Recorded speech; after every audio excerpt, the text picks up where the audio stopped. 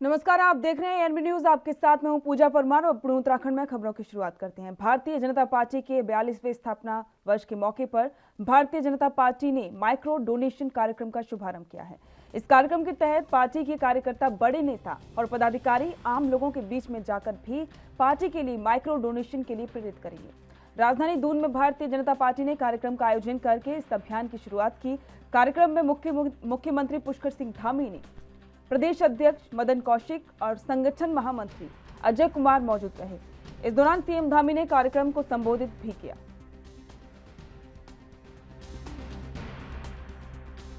जिसका यहाँ पर हम सब लोगों ने शुभारंभ किया है, मैं आप सभी को बधाई देता हूँ कि जो पार्टी हमारी तिल तिल से जुड़कर आज केवल हिंदुस्तान की नहीं बल्कि आज दुनिया की सबसे बड़ी पार्टी बन गई है।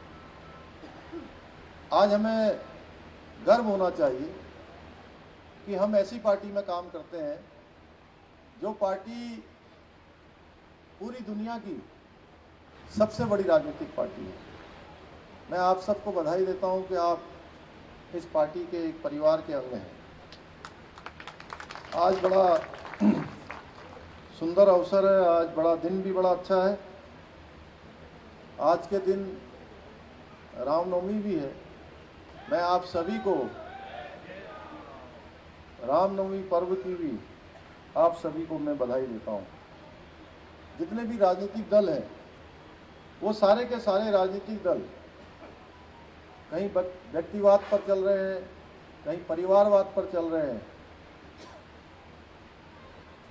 उनमें होड़ लगी हुई है कि परिवार के बीच में से कौन आगे आकर नेतृत्व करेगा। दूसरी तरफ हमारी पार्टी केवल और केवल विचार पर चल रही है और हमारी पार्टी का सिद्धांत है, हमारा विचार है कि देश प्रथम, संगठन द्वितीय और व्यक्ति अंतिम का सिद्धांत है। यानी कि देश से बड़ा कोई नहीं है। चाहे हम आज के इस अवसर पर डॉक्टर श्यामा प्रसाद मुखर्जी, जिन्होंने भारत के अंदर धारा 370 को समाप्त करने के लिए अपने प्राणों का बलिदान कश्मीर में जाकर, या चाहे हम उनको याद करते हैं जिनके कारण से उत्तराखंड राज्य हमको प्राप्त हुआ, पंडित अटल बिहारी वाजपेयी जी, जिन्होंने देश के अंदर, देश की आज़ादी के बाद से लेकर जितने भी युद्ध हुए, सारे युद्धों में हमारी सेना जीतती रही। अधिकांश युद्ध हमारी सेना ने अदम्य साहस और वीरता के बल पर लगातार जीतने का काम किया। और दूसरी तरफ जब ये समझौतों की मेजों पर हम बैठते थे, जब समझौतों की बात होती थी, तो सेना के द्वारा जीते हुए सारे के सारे युद्ध टेबल पर हार दिए जाते थे। और अटल जी के समय में जब कारगिल का युद्ध हुआ, आप सबको याद होगा, कारगिल का युद्ध ऐसा युद्ध था जो हमारी सेना ने युद्ध के मैदान पर भी जीता और टेबल पर बैठकर भी हमारे देश के जो रणनीतिकार थे उस समय के नेतृत्वकर्ता थे, प्रधानमंत्री अटल बिहारी वाजपेयी जी के समय में हमने जीता। अब आज हमारे देश के यशस्वी प्रधानमंत्री नरेंद्र मोदी जी के नेतृत्व में, चाहे वो डोकलाम की घटना हो, चाहे सियाचिन की घटना हो, चाहे वो सर्जिकल स्ट्राइक की बात हो, हर क्षेत्र में आज देश का मान सम्मान, स्वाभिमान पूरी दुनिया के अंदर अगर बढ़ाने का काम किसी ने किया है तो भारत मां के लाल नरेंद्र भाई मोदी ने किया है। भाइयों बहनों, बहुत सारी योजनाओं की चर्चा यहाँ पर अभी हमारे प्रदेश अध्यक्ष आदरणीय मदन कौशिक जी ने करी और हमारे संगठन मंत्री जी ने हमारे सामने जितने कार्यक्रम चलने हैं आगामी, उन सभी कार्यक्रमों की चर्चा करी है।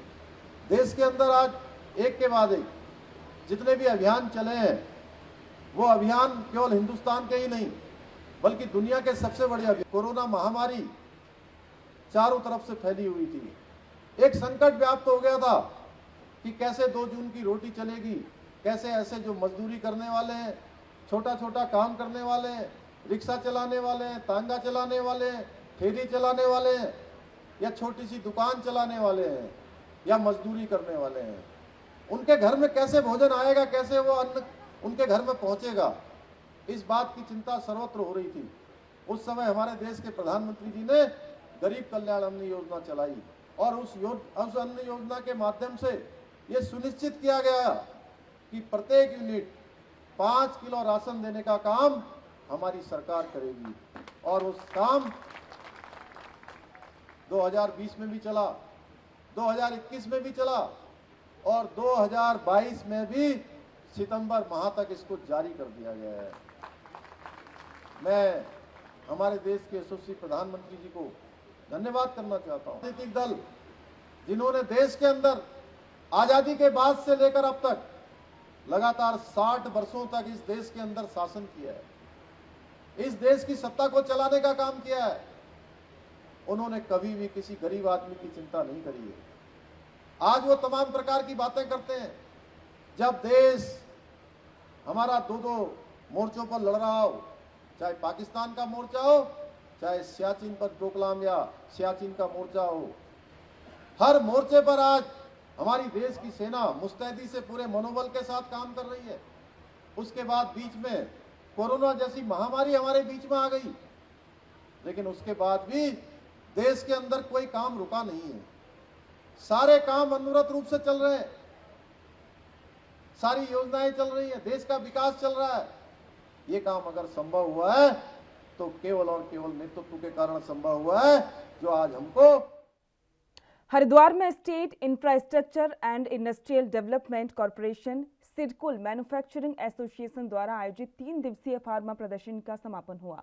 सिडकुल मैन्युफैक्चरिंग एसोसिएशन ने गुरुवार को विकास भवन में इस दिन 3 दिवसीय फार्मा एंड लैब एक्सपो की शुरुआत की थी, जिसके अंतिम दिन उत्तराखंड के कैबिनेट मंत्री प्रेमचंद अग्रवाल ने भाग लिया।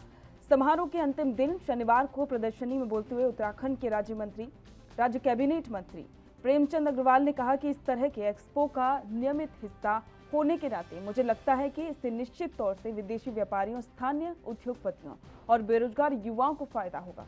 उन्होंने कहा कि सरकार द्वारा नियमित रूप से समर्थित होने के कारण ये फार्मा उद्योग सिडकुल दवाओं का निर्माता बन चुका है और देश की समग्र दवा आवश्यकताओं में लगभग 21% का योगदान देता है। एपटेक इंडिया और हमारे जो मैन्युफैक्चर एसोसिएशन है यहाँ की सिडकुल की, इन सबको मैं बहुत साधुवाद दे रहा हूँ, बधाई दे रहा हूँ। इन्होंने एक्सपो यहाँ पे लगाया और मुझे पहले भी ऐसे एक्सपो में आने का मौका मिला था और निश्चित रूप से जहाँ यहाँ बाहर से आए उद्यमियों को, लोकल हमारे जो इंडस्ट्रीज हैं उनको, यहाँ के हमारे बेरोजगारों को इससे लाभ मिलेगा। और साथ में मैं जहाँ तक जानता हूँ कि हमारे यहाँ जो फार्मा इंडस्ट्री है ये लगभग 21% जो दवाइयाँ हैं पूरे देश भर में, उसमें अपना मैन्युफैक्चरिंग करके योगदान देती है। और जहाँ तक इनके सहयोग की बात है, सरकार सिडकुल के रूप में, यहाँ की फैसिलिटीज़ के रूप में, और जैसे मैंने अभी अपने उद्बोधन में भी कहा, सरकार इनके साथ खड़ी है और सरकार निश्चित रूप से चाहती है जिस प्रकार से हमारे यहाँ सिडकुल या हरिद्वार है, और मैं समझता हूँ कि इस प्रकार जब से यहाँ पे सिडकुल बना है। हरिद्वार के पतंजलि योगपीठ में संन्यास दीक्षा और रामनवमी महोत्सव पर विशेष आयोजन किया गया, जिसमें योग गुरु बाबा रामदेव ने कहा कि रामनवमी सौभाग्य लेकर आई है और साथ ही कहा कि सन्यासी का कर्तव्य होता है कि वो पूरे राष्ट्र के लिए काम करे। वर्तमान भी है, वो भविष्य भी है और राम भारत के सांस्कृतिक गौरव भी हैं और राम हमारे लिए पूरी योग विद्या, अध्यात्म विद्या है। राम हमारे लिए राष्ट्र है। राम नवमी संपूर्ण राष्ट्रवासियों के लिए सौभाग्य लेकर के आई है और मैं आश्वस्त हूँ कि युद्धों और झंझावातों के बीच में बढ़ते हुए इस राष्ट्र और विश्व को राम से ही विश्राम मिलेगा। और पूज्य मोरारी बापू ने आकर के यहाँ भगवान राम का जो चरित्र है उसको गाते गाते राम का नाम भी जपें और राम का नाम भी करें, ये संदेश दिया। और आज मैं 27 वर्ष का सन्यासी हो चुका हूँ, 28 वर्ष में प्रवेश कर रहा हूँ, तो मैं 28 वर्ष का युवा सन्यासी हूँ। और सन्यासी का एक ही धर्म है योग धर्म से राष्ट्र धर्म, सेवा धर्म और युग धर्म का निर्वहन करते हुए इस राष्ट्र को स्वास्थ्य भी देना, इस राष्ट्र को समृद्धि और संस्कार समाधान नहीं हो सकता। योग से एकत्व, स्वअस्तित्व, सामंजस्य और प्रेम से समाधान होता है। और मैं आश्वस्त हूं, यह दुनिया फिर से जुड़ाव की ओर, योग की ओर बढ़ेगी।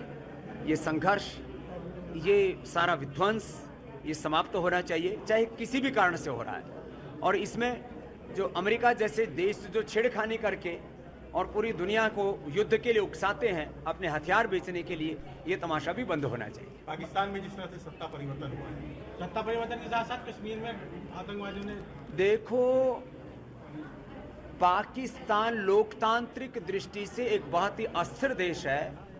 ये सच है कि हम पड़ोसी नहीं बदल सकते, लेकिन ये भी सच है कि मोदी जी के रहते हुए देश को कोई भी, चाहे वो पाकिस्तान हो या कोई भी भारत विरोधी ताकतें हो, वो कुछ भी नहीं बिगाड़ सकती। बाकी पाकिस्तान की भोली भाली जनता को वहाँ के शासकों ने बहुत ठगा है। भगवान।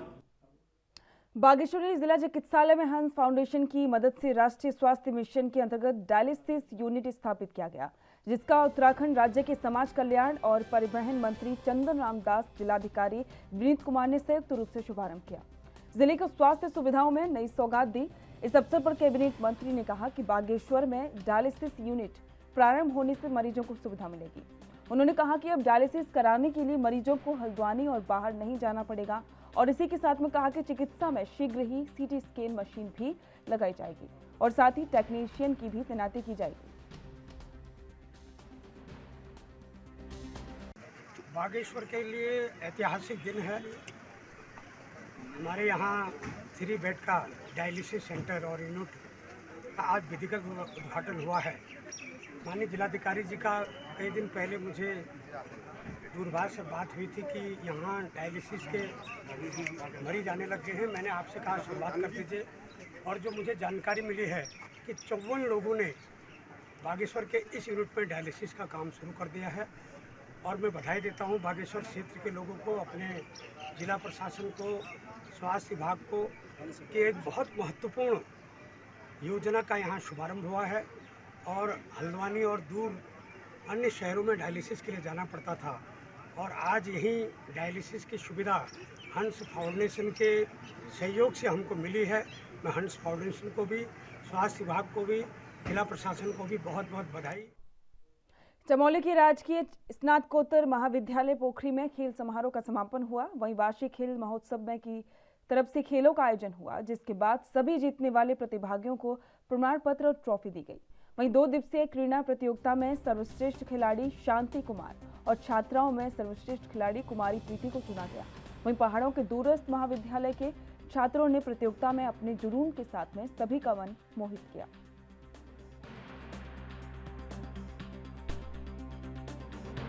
समारोह का मैं औपचारिक रूप से प्रारंभ होने की घोषणा करता हूं, और साथ ही साथ आप सभी लोगों को बधाई देता हूं कि इस कार्यक्रम को अच्छे से संपन्न कराएं। और समारोह का मैं औपचारिक रूप से प्रारंभ होने की घोषणा करता हूं, और साथ ही साथ आप सभी लोगों को बधाई देता हूं कि गर्मी के तापमान के साथ ही अब जंगल भी धधक रहे हैं। पहाड़ों पर जगह जगह लगी आग जंगल के साथ ही वन्य जीवों के लिए भी लगातार खतरा बनी हुई है।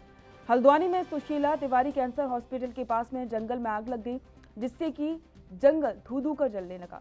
सूचना के बाद मौके पर पहुंची फायर ब्रिगेड ने आग पर काबू पाया। आग इतनी भीषण थी कि धुएं का गुब्बार कैंसर हॉस्पिटल के अंदर तक पहुंच गया था, जिससे मरीजों को भी परेशानी हुई। बताया जा रहा है कि कूड़े के ढेर में आग ने जंगल को भी अपनी चपेट में ले लिया था। आग से जंगलों को भी काफी नुकसान पहुंचा है।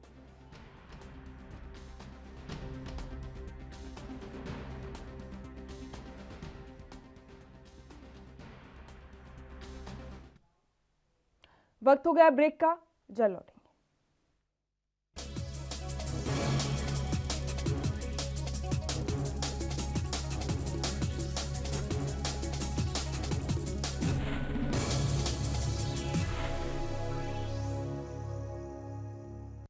ब्रेक के बाद स्वागत है। बढ़ते हैं अगली खबर की ओर। वरिष्ठ पुलिस अधीक्षक के दिशा निर्देश पर अवैध तमंचों को लेकर चलाए जा रहे अभियान के तहत कुंडा पुलिस ने सघन चेकिंग अभियान के तहत एक व्यक्ति को गिरफ्तार किया है। पुलिस क्षेत्राधिकारी वीर सिंह ने बताया कि इस तरीके का अभियान जो अवैध अल्सहों से संबंधित है उनको लेकर समय समय पर अभियान चलाया जा रहा है। पूछताछ में आरोपी ने बताया कि वो अवैध असलहे लाकर बेचता था। फिलहाल आरोपी को गिरफ्तार करके जेल भेज दिया। एसएसपी महोदय, एसपी महोदय काशीपुर के दिशा निर्देशन में काशीपुर पुलिस द्वारा अवैध असलों की जो तस्करी है, जो अवैध असले बेचे जा रहे हैं, उनकी रोकथाम के लिए कुंडा पुलिस के द्वारा ये अच्छी कार्रवाई की गई है। 9 तारीख को एक व्यक्ति को पकड़ा गया है जिसका नाम मौसिम खान है और ये थाना स्वार, जिला रामपुर, उत्तर प्रदेश का रहने वाला है। तो इससे बरामदगी में 3 असले 315 बोर के बरामद हुए हैं और 13 जिंदा कारतूस बरामद हुए हैं। इससे पूछताछ करने पर अभी तक की जो इन्फॉर्मेशन मिली है तो वो ये है कि ये बेचता है यहाँ पे और इसकी अभी CDR निकाली जाएगी। मुकदमा दर्ज हो गया है आर्म्स एक्ट में और इसमें इन्वेस्टिगेशन में सारे फैक्ट आ जाएंगे। एम्स में नौकरी दिलाने के नाम पर ठगी करने वाले गिरोह के फरार चल रहे एक और सदस्य को पुलिस ने गिरफ्तार करके सफलता हासिल की। आरोपी पर एम्स में नौकरी दिलाने के नाम पर 25 लाख रुपए लेने का आरोप है। कोतवाली प्रभारी निरीक्षक रवि सैनी ने बताया कि मिलन सिंह की तहरीर पर मुकदमा दर्ज किया गया था। आरोपी की पहचान मोहम्मद यूसुफ के रूप में हुई है। आरोपी के आपराधिक इतिहास की जानकारी खंगाली जा रही है। फिलहाल आरोपी को न्यायालय में पेश किया गया, जहां से कोर्ट ने उसे जेल भेज दिया है। बता दें कि मामले में करीब 2 साल पहले भी कुछ आरोपी गिरफ्तार होकर जेल की हवा खा रहे।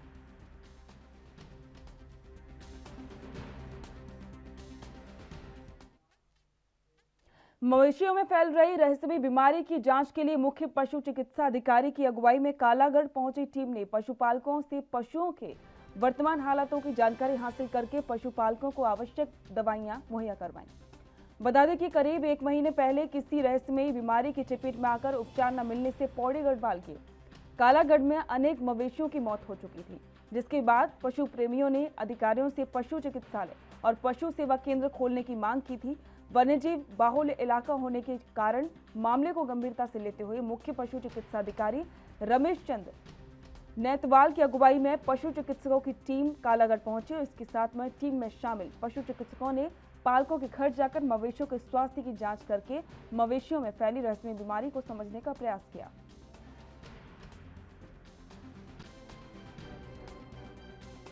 एक्चुअली मुझे कल ही जो है मेरे निदेशक महोदय की तरफ से एक लेटर मिला था कि कालागढ़ क्षेत्र में जो है पशु में बीमारी फैली हुई है, जिसके संदर्भ में हम लोग यहाँ पर आज आए हुए हैं। मेरे साथ यहाँ के जो पशु चिकित्सा अधिकारी ग्रेड 1 कोटद्वार हैं और पशु चिकित्सा अधिकारी पोखाल हैं और हमारे पशुपालन विभाग के और भी स्टाफ हैं, वो सभी हम लोग यहाँ पर आए हैं। वर्तमान में यहाँ पर इस तरह की कोई बीमारी मुझे देखने को नहीं मिली है और फिर भी हम लोगों ने यहाँ पर सारे जो भी यहाँ पर जानवर है कॉलोनी में, इनको जो है मुआयना किया और उनको दवाई बांटी है। और यहाँ पर जो बेसिक लोगों की जो रिक्वायरमेंट है वो है यहाँ पर जो पुराना हमारा हॉस्पिटल था वो जो है सुचारू हो है। तो इसके लिए मैं अपने उच्च अधिकारियों से इस बारे में बात करूँगा और जो भी निष्कर्ष निकलेगा उससे जो है आप लोगों को अवगत करा दिया जाएगा। हमारे क्षेत्र में काफ़ी लंबे समय से पालतू पशुओं में एक बीमारी चल रही है और इस अज्ञात बीमारी से बहुत से पालतू मवेशी जो है मौत के घाट उतरे हैं।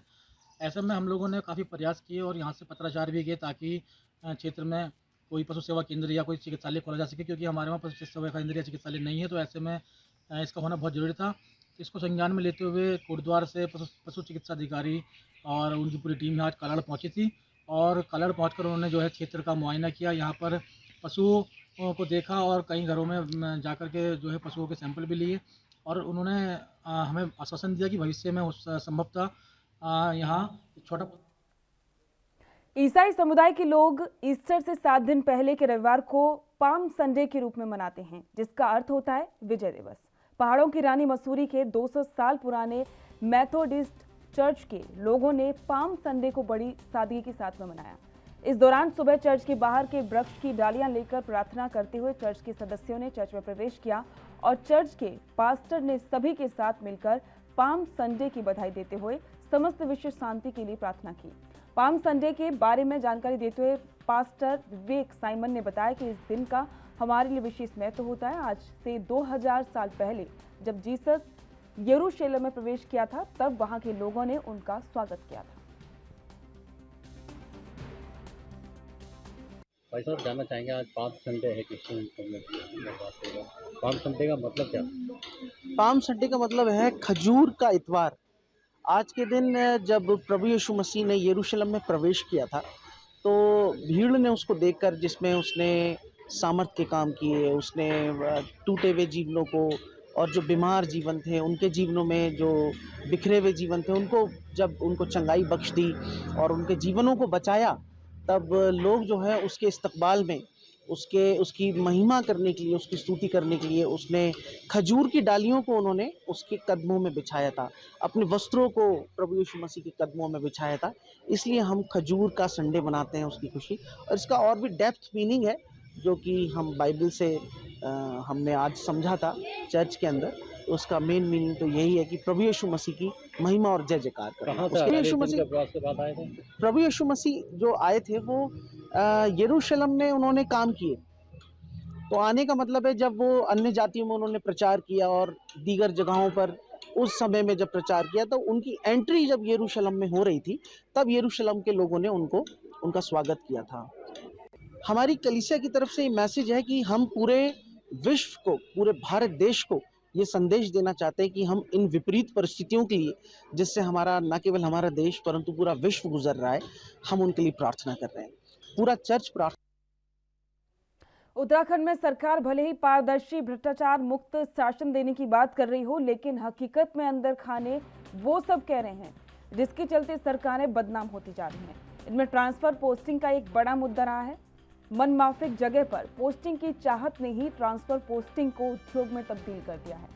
इसका ताज़ा उदाहरण कृषि विभाग में देखने को मिल रहा है, जहां पर 40 अधिकारियों कर्मचारियों ने अटैचमेंट कराकर मनमाफिक पोस्टिंग पाली है। हालांकि मंत्री गणेश जोशी ने सफाई देते हुए कहा कि जो अधिकारी अपनी पोस्टिंग की जगह पर नहीं रहते, उनको अपनी पूर्व तैनाती वाली जगह पर काम करना पड़ेगा। मेरा ये मानना है, जो अधिकारी अक्सर राजधानी को लोगों ने एक चारगाह बना दिया, जहाँ उनकी पोस्टिंग है वहाँ पर रहते नहीं है। कल मैंने वहीं पर निर्णय लिया था और मुझे खुशी है कि उसका इम्प्लीमेंट तुरंत हुआ है। अरेंजमेंट हमने समाप्त कर दिए। हमने कहा जो जिसकी मूल तैनाती वहाँ पर जाकर काम करेगा। बात नहीं, अब मेरे बारे में आप जानते हो कि मेरे काम करने का तरीका क्या है। मैं बहुत थोड़े समय के लिए मैं मंत्री था, मैंने इंडस्ट्री में सिंगल विंडो सिस्टम को लागू किया। कई जनहित के फैसले हमने इंडस्ट्री के क्षेत्र में वहाँ पर किए। और जिस सैनिक मंत्रालय को कुछ उत्तरकाशी के भटवाड़ी ब्लॉक के रैथल के करीब 9 किलोमीटर की दूरी पर स्थित दयारा बुग्याल का जिलाधिकारी मयूर दीक्षित ने पैदल चलकर स्थल निरीक्षण किया। इस मौके पर जिलाधिकारी ने पर्यटन रूटों के मार्गों पर साफ सफाई का, विश्राम स्थलों के बेहतर रखरखाव करने को लेकर वन महकमे में अधिकारियों को निर्देश दिए। उन्होंने कहा कि प्राकृतिक नैसर्गिकता के साथ में भरपूर प्रसिद्ध दयारा बुग्याल पर्यटन के मानचित्र पर विशेष स्थान रखता है। पर्यटन के क्षेत्र में दयारा बुग्याल को विकसित किए जाने के लिए बेहतर प्रयास किए जाएंगे।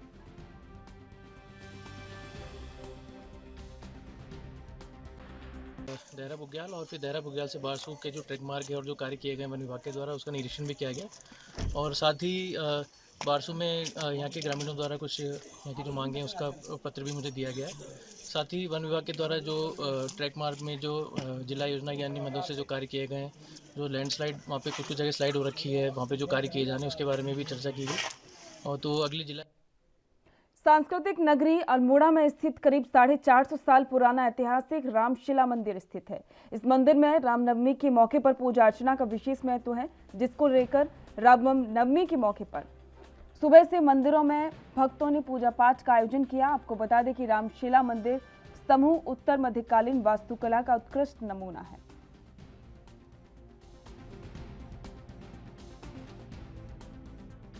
राजाओं के टाइम पे बना था, श्री रामशिला है। और यहाँ ये रामनवमी के दिन अल्मोड़े के जितने भी लोग हैं पूजा करने के लिए आते हैं। यही इसका इतिहास है।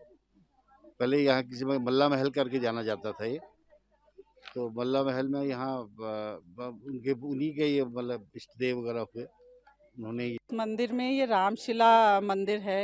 ये हम यहाँ कोर्ट में, ये पहले राजाओं का मल्ला महल कहलाता था, ये पूरा महल था, बाद में यहाँ कोर्ट बन गया, तो उन्हीं राजाओं के जो है ये मंदिर है। रामशिला मंदिर के नाम से इसको जानते हैं। अब इसका जीर्णोद्धार भी हो गया है। यहाँ चरण पादुका हैं रामचंद्र जी की, तो ये रामनवमी के अवसर पर इसको हम यहाँ पूजा करते हैं। मतलब इसकी मान्यता है, रामनवमी के दिन यहाँ पर ज़्यादा विशेष इसी दिन का महत्व है।